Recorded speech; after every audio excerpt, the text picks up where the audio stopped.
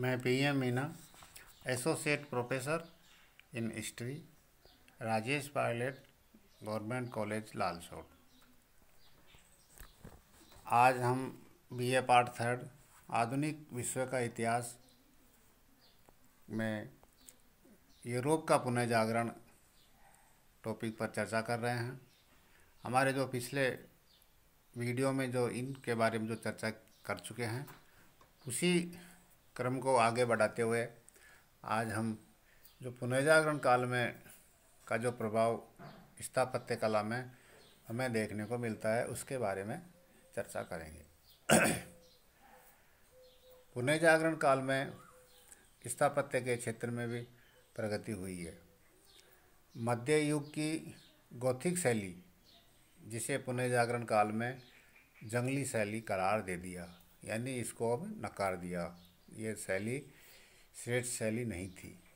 पुनर्जागरण काल में एक नई शैली का जन्म हुआ और नवीन शैली में यूनानी, रोमन और अरबी शैलियों का समन्वय हुआ। इसमें डिजाइन तथा सजावट पर विशेष ध्यान दिया गया। गोल मेहराबों, गुंबजों और स्तंभों पर इस शैली का प्रयोग किया गया। नवीन शैली की शुरुआत इटली से हुई और बाद में वो अन्य देशों में इसका प्रसार हुआ। तो इस तरह से अब नवीन शैली में स्थापत्य कला का निर्माण होने लगा। फ्लोरेंस निवासी ब्रुनेलेस्की इस नवीन शैली का प्रवर्तक था, यानी ये पहला व्यक्ति था जिसने पुरानी गॉथिक शैली से हटकर और नवीन शैली में स्थापत्य कला का निर्माण शुरू करवाया। माइकल एंजेलो ने राफेल के साथ मिलकर नवीन शैली में रोम का सेंट पीटर के गिरजाघर का निर्माण करवाया। इस गिरजाघर का विशाल और भव्य गुंबज पुनर्जागरण काल स्थापत्य कला का अद्वितीय देन है। यानी अब स्थापत्य कला में नवीन शैली, जिन्होंने तीनों का मिश्रण था, उसमें यूनानी, रोमन और अरबी शैलियों का समन्वय से जो शैली बनाई, उसमें सबसे श्रेष्ठ सेंट पीटर के गिरजाघर को मानते हैं पुनर्जागरण काल में। इसके बाद में जैसे पेरिस का लुम्बे प्रसाद है, लंदन का सेंट पॉल का गिरजाघर है, स्पेन का स्कोरियल का प्रसाद है आदि इस युग के अद्वितीय नमूने थे स्थापत्य के क्षेत्र के। तो इस तरह से हम ये कह सकते हैं कि पुनर्जागरण काल में स्थापत्य कला के क्षेत्र में एक नवीन गति मिली, एक नई शैली का निर्माण हुआ। इसमें भवनों का निर्माण किया जाने लगा। अब उसमें लोगों की उनकी तरफ एक आकर्षण बढ़ा, क्योंकि अब जो भवन बन रहे थे वो काफ़ी सुंदर और मनमोहक उनका निर्माण किया गया था। तो इस तरह से स्थापत्य कला के क्षेत्र में हम पुनर्जागरण काल में एक नई चेतना देखने को मिलती है। इसी तरह से हम देखते हैं मूर्ति कला। स्थापत्य कला और मूर्ति कला का विकास समन्वित रूप से हुआ है। यानी ये जैसे कोई भी इमारत बनेगी, उसमें इमारत बनने के बाद से उसमें मूर्ति की स्थापना की जाती है, मूर्ति उनमें बनाई जाती है। तो एक तरह से मिला हुआ रूप है, स्थापत्य कला का ही एक मूर्ति कला अंग है। इस काल में जो प्रमुख मूर्तिकार थे, उनमें लोरेंजो गिबर्ती, डोनातेलो और माइकल एंजेलो जैसे महान मूर्तिकार हुए हैं। इस युग का मूर्तिकार जितना शौर्य से मूर्ति रूप देने में सक्षम था, उतना ही करुणा को इस काल में मूर्ति कला की अन्य कलाओं की तरह धर्म के बंधन से मुक्त रखा है। यानी जो इन्होंने निर्माण किया है मूर्तियों का, वो एक ऐसी मूर्तियाँ बनाई है जिसमें अब धर्म का ज़्यादा प्रभाव नहीं देखने को मिलता है। उससे मुक्त होकर इन्होंने स्वतंत्र मूर्तिकला पर काम किया है। गिबेर्ती जो फ्लोरेंस के गिरजाघर के लिए सुंदर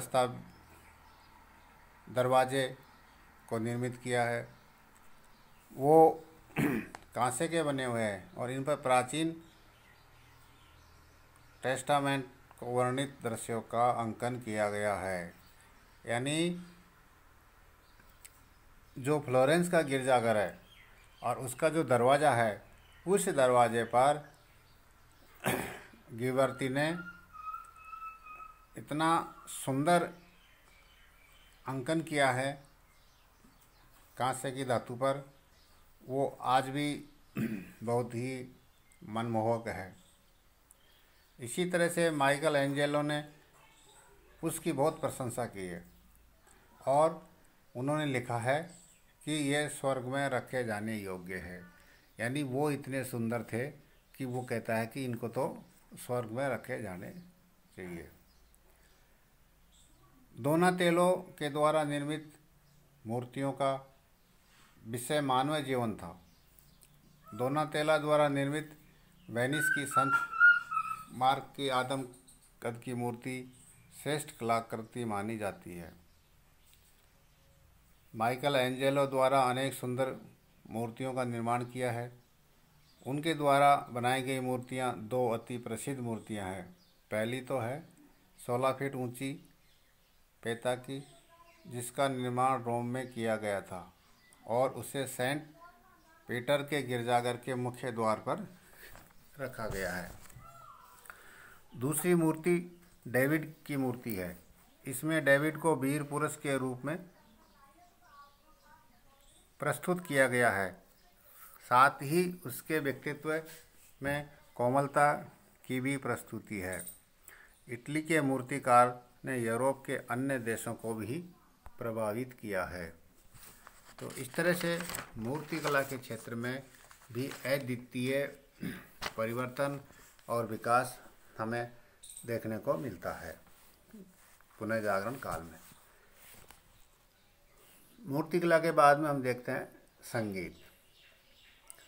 संगीत के क्षेत्र में भी हम पुनर्जागरण काल में एक विशेष परिवर्तन देखने को मिलता है, क्योंकि पुनर्जागरण काल से पहले संगीत पर प्रतिबंध था।